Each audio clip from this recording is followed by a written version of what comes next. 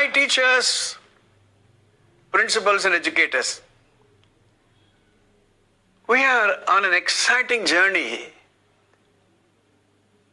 of understanding the gap between teaching and learning. In the last episode, I gave some examples of how children are different. This child is different, that child is different. This child has a separate password. That password will not work for this child. And it's an exciting experience to be in a classroom. Now, from now, the next maybe about 5-6 episodes, I'm going to take you through a very, very interesting topic called cognitive behavior therapy, otherwise called CBT.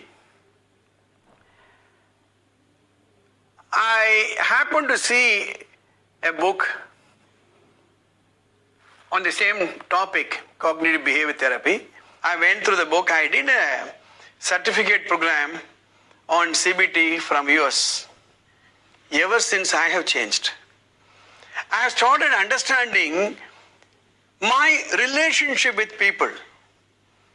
I have started understanding why people behave the way they behave with me. My equation, my rapport, my relationship with people has changed. If there is one place where we need to understand the people, it is in a classroom. In fact, CBT is very useful in many walks of life. You can cure depression without medication using CBT. I do a lot of counseling using the cognitive behavior therapy. I'm going to take you through certain words before I go into the CBT as such. You're all aware of thoughts. You're aware of emotions. You're aware of behavior. It's a big confusion in some people. They don't know the difference between a thought, a feeling, and a behavior. So let us start understanding these three areas, then we'll understand what is meant by cognitive behavior therapy and how it can be used in a classroom effectively. We may be master of our thoughts, but we are slaves of our own emotions. Isn't it interesting? I keep saying in many of my seminars, all of us, each one of us, we have two factories. We have a chemical factory, which is our brain. We have a thought factory, which is our mind. So, two factories. Chemical factory, brain. Thought factory, mind. How is it a chemical factory? If you are about to eat and the food is delicious to your taste, by the time I complete this sentence, a wonderful, delicious food that you like, I know your saliva would have secreted. The thinking of food. Saliva is a hormone, it's a chemical. When you are threatened, your adrenaline secretes. You can, to some extent, control, manipulate with an external help. If you are running short of adrenaline, yes, injections you can take. If your insulin is not to the level, there are doctors who can help you. But the thought factory, the thoughts, others cannot help you. It is said on an average, on a normal day, you get about 70 to 80,000 thoughts per day. When the students are sitting in your room, in your classroom, they are bombarded with a lot of thoughts. Please understand. It's something like a child is sitting there, so many thoughts are going in his mind. You won't be able to see. In your mind also a lot of thoughts are going. As I deliver the sentence, a couple of thoughts come and go. So, we may be master of our thoughts, but still we are the slaves of our emotions. How many emotions are there? Happy, angry, sad. If you see this, see facial expression. Next time when you meet people, when you're interacting with the people, watch his facial expression. Surprised, disappointed, confused, proud. Do you notice this in the classroom? When you are praising a child, have you never noticed how the face goes? So, you have the emotions. Then,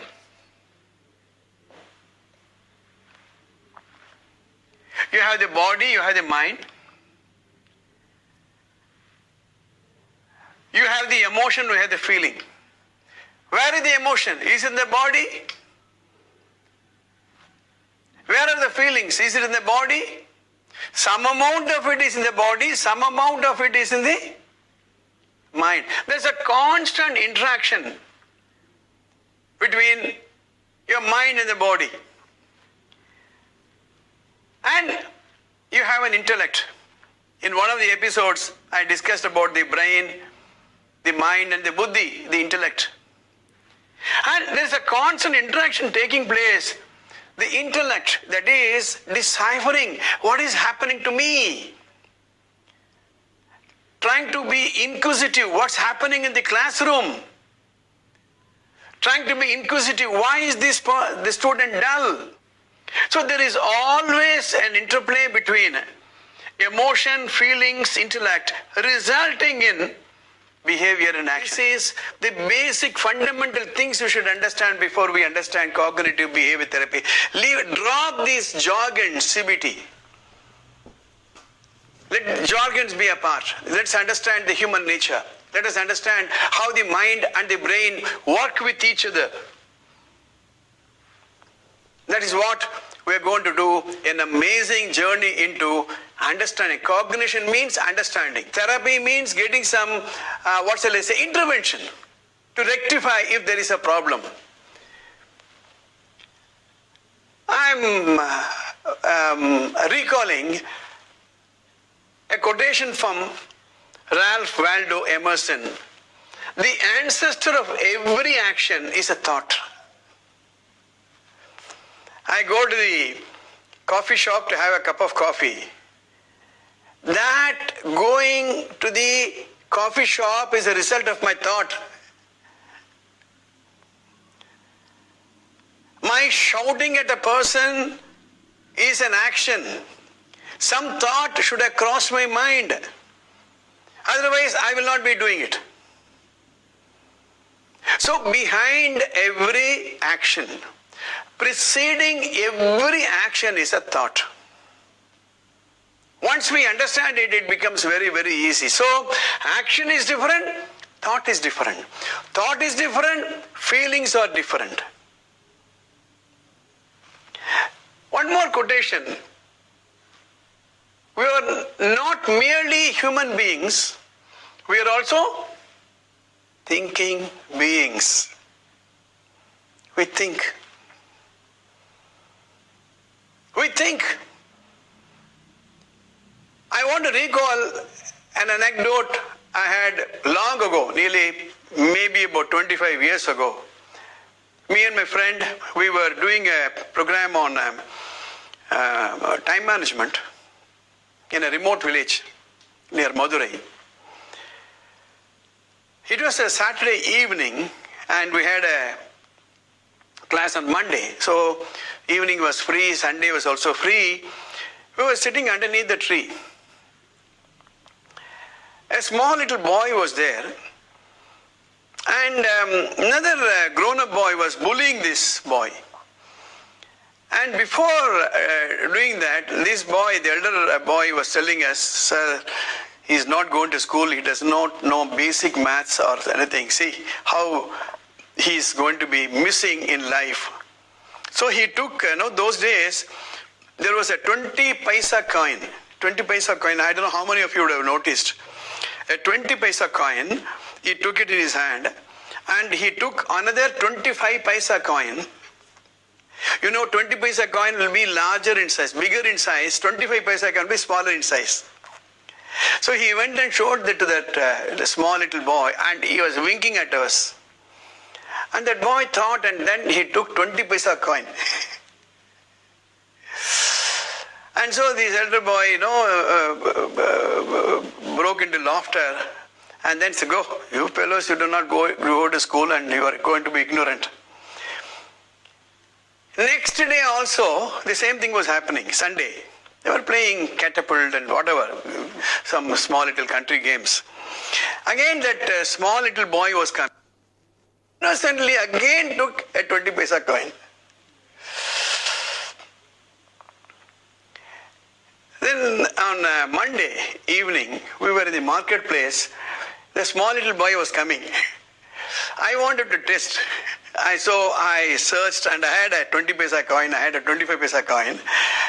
I went and showed that small little boy, take one. Little boy looked here and there, and he took a 25 paisa coin. Then I said, oh, good. You know the difference, is it? He looked at me, sir, what difference, sir? Do you know the difference that 25 paisa coin, even though it is smaller in size, has a more value than 20 paisa coin? He said, sir, I know it already. Then I asked him, why did you take 20 paisa coin the other day? That uncle, that Anna, does not know that I know the difference. He thinks I am so ignorant. So every time I pass that set, he'll show this, I will always take 20 paisa coin. The day I take 25 paisa coin, next day he is not going to give me. Sir, tell me, 420 paisa is more than 125 paisa or not? Thinking beings. Every child can think independently. Everything that he is doing a conscious decision. Doing the homework, not doing the homework. Behaving well in the classroom, doing mischief. Playing, bullying. They think, thinking being. We are not dealing with the tables and chairs. We are not dealing with the computer. They don't think. They are programmed not to think. We think for the computer. The computer is programmed. The computer cannot think. And also, we are meaning-making beings. If it is not having a meaning, we will not do that, period. Let's be very, very clear. It has to make sense to us. Meaning-making beings. So we need to explain to the students in the classroom, what does it mean to be disciplined? What does it mean to be obedient? What does it mean to be proactive? What does it mean to have a good handwriting? So these things are very, very, very important, because we are dealing with human beings, we are dealing with thinking beings, we are dealing with meaning-making beings. And now, this is a very interesting quotation. We are addicted to our thoughts. We cannot change anything if we cannot change our thinking. Remember a couple of episodes ago, I mentioned to you how I intervened a student who was in the 8th standard, not at all coming to class. I made him to think the consequence of his not coming to class. And the result he will reap if he is regular to classroom. So we cannot change anything unless the thought is changed. It is something like changing the program code in a computer language. As long as you don't bring about a change in the code, in the program of the computer language, you are not going to get a different output. That's interesting. You know feelings. Do you know how you're feeling now? Do you know how I'm feeling now? I was looking at the dictionary meaning of feelings. The emotional state or reaction. Emotional state or reaction. If we want to use it as a sentence, a feeling of joy,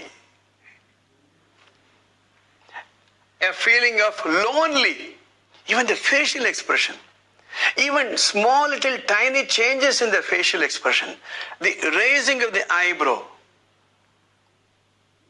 the little heartbeat that you go through, the smile or the facial expression, everything is triggered by the mind. That's why you say face is the index of the mind. Excitement. When a person says it is exciting, look at the face. Do you say it is exciting? Do you say it is dull? You say it is dull. It is exciting. So you need to understand the feeling, and nobody will tell you how he feels. It is for you to decide. And look at the variety of feelings. You can do Google search to find out how many feelings are there. I feel unloved. I feel alone. I feel misunderstood. I feel beaten, pressurized. I feel somebody is cynical. I feel unimportant. Somebody came to my counseling the other day, and that lady was telling, sir, I am unimportant in my house. They treat me like a doormat outside. They can rub and come inside. When she said, I could easily understand how she feels about it. Feeling of accused, feeling unheard, feeling mocked, feeling untrusted. Just imagine, you don't trust your children. Feeling misled. Oh, you should have led me properly. Feeling trapped. All these things are feelings. I lost counting. If you say anger, anger itself has a couple of words to explain various varieties of anger. So there is so much of feeling words. So when you talk to students, they come to the class with a bundle of feelings, bundle of emotions. And this bundle of feelings and this bundle of emotions trigger their behavior. And if you want to change the behavior, there is no alt, control, delete in a human system. You cannot use alt, control, delete and remove a particular behavior of indiscipline. Or a student is highly disciplined, there is no alt, control, copy and alt, control, paste. You don't have it. So, if you want to be an effective teacher, if you want the learning to take place from teaching, you need to understand these words and the implication of these words. Feelings, emotions, behavior, thoughts, thinking, mind, brain, body. If you have understood, I'm going to take you through basic concepts of cognitive behavior therapy. Wait for a week.